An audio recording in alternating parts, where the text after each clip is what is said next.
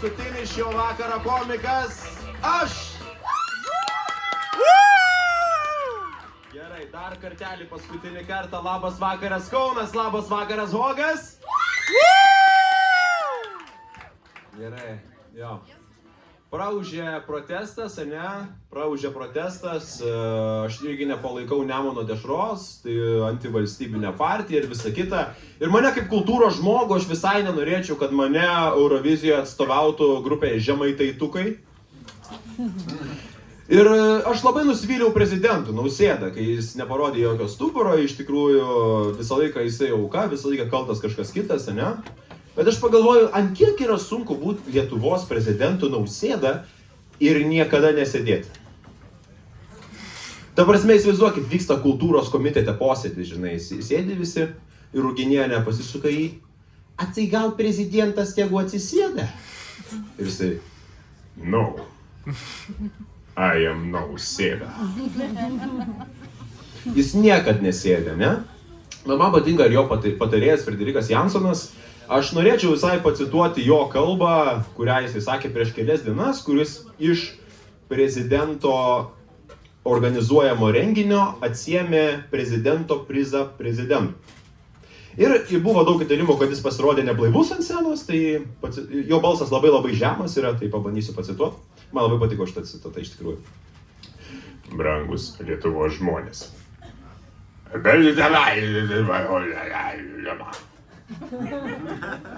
Iš tikrųjų labai prasmingi žodžiai, man labai patiko, aš užsirašiau, žinokit, šitą citatą. Bet kaip nebūtų keista, visi prorusiški botai Facebook'e visur stojo į Nemuno aušros pusę, ne? Ir pradėjo komentuoti po protestų straipsniais, kad jūs čia visi užsakyti, nupirkti Liansbergo ir konservatorių Šimonytės. Ir aš nesusilaikiau, aš vienam atrašiau, sakau, o kodėl jums atrodo, kad mums kažkas mokėjo? Kodėl jums atrodo, kad mus kažkas nupirko? Mes tiesiog atėjom išreikšti savo pilietinę poziciją. Ir jisai sako, o todėl, kad jūs visi nacijai. O kodėl jums atrodo, kad mes visi nacijai? O todėl, kad jūs visi gėjai. Mes nacijai ir gėjai. Kaip tai atrodytų, ta prasme? Genocidas? Ja! Žydai slei. Tai neturi nieko bendro su logika, ne? Visiškai nieko bendro su logika. Ir aš sakau, kodėl jums atrodo, kad mes nacijai gėjai?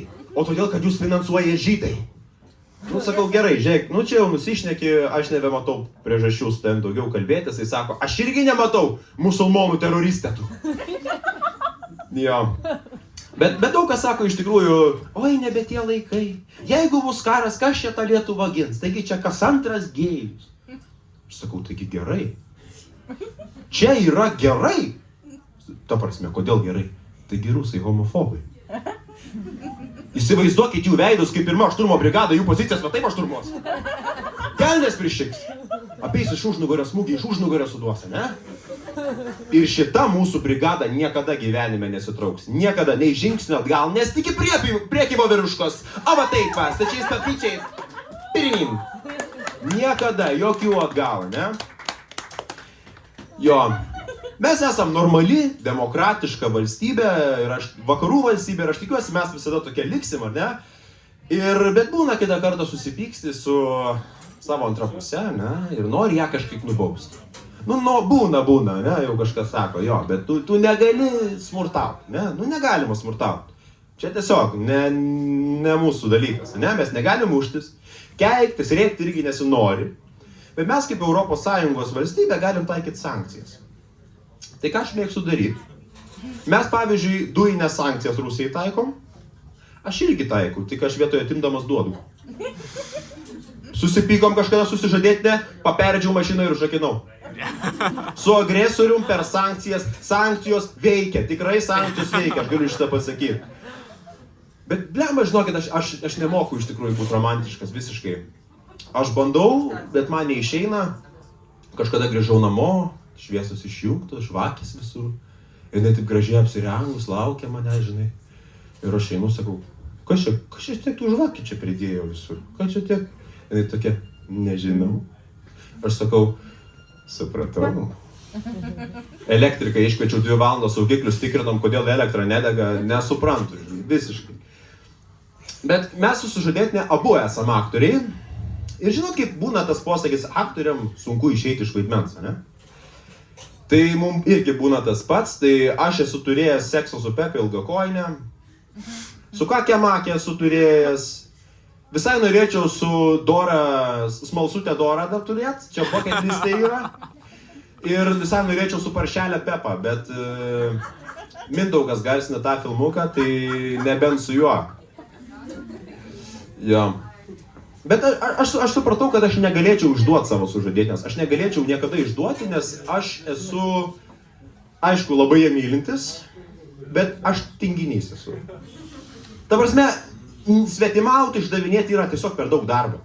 Važiuot, kažkur meluot, ieškoti atmazus, lėkti įkalčius, trint žinutės. Per daug darbo, aš tiesiog tingiu. Ane? Aš supratau, kad aš esu žiaurus tinginys, tada, kai mano draugas susirado žmoną iš Dominikos Respublikos.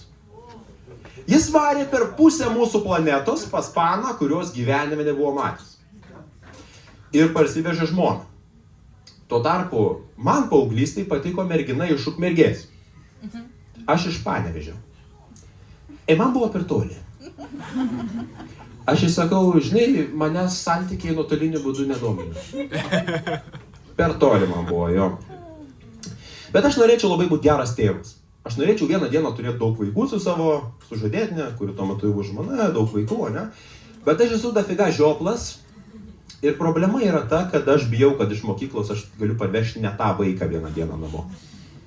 Tiesiog parvežu ne tą vaiką ir jinai tokia, kas čia, kur mūsų vaikas, ką tu jam padarai, žinai? Ir aš toks, nenoriu nusileisti. A kuo blogas šis vaikas? Kodėl tu tokia išranki? Netinka jai, matai, šitas vaikas. Eik tu šikt, ane? Bet mano tėvas ir mama niekada prie manęs vaikystėj nesikeikdavo. Niekada. Ir aš norėčiau irgi per savo vaikų niekada nesikeikti. Nes aš atsimenu, mes kažkada su tėvu važiavom kažkur ir kažkoks asilas įkala mum į galą, stiklai išbyra ir mano tėvas toks, nu tu, pys per vairą. Rogės. Geriausia lietuviškas keiksmažodis, kokią sugirdėsi. Rogės. Ja. Mes vyrai turim vieną dalyką, kuris mus visus jungia. Mes visą kūną kasomės normaliai, va šitaip, va, ne? Bet kiaušinius mes kasom va šitaip. Visi. Ne? Mes pradedam va šitaip, kaip veržlę užsukinėti, užsukam veržlę, užsukam. Paskui toks pinčas biškai, kaip pinigus paspaudė, žinai, paskui pavostė ir nesvirda. Merginos, jeigu pamatysit vyruką, kuris uosto pirštus, ir reikės jums su juo pasisveikinti, jūs padarykit kaip šiaudinę kaliausę iš geltonų plytų kelią. Hei! Bet nespauskit rankos jam. Nerekomenduoju, tikrai. Bet yra vienas dalykas, ką kiti vyrai turi, ko aš niekad neturėsiu. Tai yra barzda. Man visiškai neauga barzda. Aš galiu per 2 mėnesius maks 3 plaukus išspausti. Nif-nifa, naf-nafa, nuf-nufa. Nes kai tu turi 3 plaukus, atsiranda emocinis ryšys. Sugalvoji vardus, pradedi bendrauti su jais ir ant dešinio spenio kažkodėl vienas plaukas irgi visą laiką. Vardu Nachnachas. Ir sako, kodėl tu jo nenusiskuti? Sakau, nes dėl vienos varpos kombaino nieks nekuria, ne? Paimu aš jį nusikerpu, įdedu į kriauklę, nuleidžiu, žinai, ceremonijams. Paimu į Dievą su dangu tą vieną plauką, mano vienintelę, ne? Jo, bet vienas dalykas mane žiauriai nervuoja, be Nemuno aušros valdžioje dar mane nervuoja žmonės, kurie savo motociklus ir savo mašinų duslerkės modifikuoja taip, kad būtų daugiau garsų. Kodėl jūs tai daro? Gal jums faina, bet aš gyvenu prie Judrios gatvės.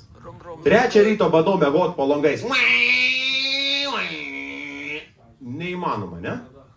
Bet vieną kartą 2 merginos, mano pažįstamos, pamatė, kad pravažiuoja toks amotas, va taip baigė.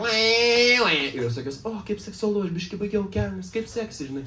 Aš galvoju, o, tai gal dėl to vyrai taip daro, ne? Tai vyrukai, jeigu jūs norit, kad jums šį vakarą pasisektų, kai grįšit namo ir jūsų antra pusė jums pasakys, pasakyk kažką nedoro. Jūs pasilenkit, į ją jausi tyliai pakuždėkit. Pasiseks jums, aš jums garantuoju. Gerai, aš buvau Augis, ačiū labai, kad atėjot šiandien į šitą